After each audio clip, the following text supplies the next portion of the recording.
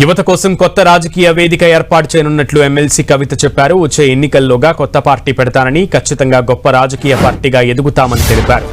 జాగృతి రాజకీయ పార్టీగా మారుతుందని, వచ్చే ఎన్నికల్లో పోటీ చేస్తుందన్నారు. ప్రజల పక్షాన మళ్లీ చట్టసభల్లో అడుగు పెడతామని, మహిళల హక్కుల కోసం తనను ఆశీర్వదించాలని కవిత కోరారు.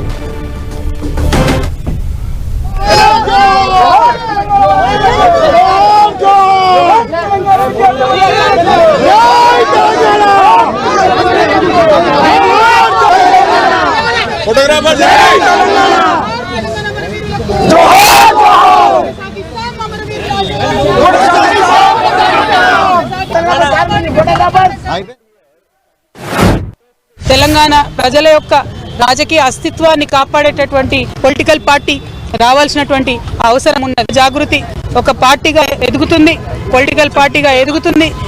ఈ పార్టీ మరి తెలంగాణ ప్రజల పక్షాన నిలబడి పనిచేస్తుందని కూడా ఈ సందర్భంగా నేను తెలియజేస్తా ఉన్నాను. మరి పార్టీ ఎప్పుడు ఏంది, విధి విధానాలు ఏందన్న అన్ని చిన్న చిన్న సాంకేతిక అంశాలు.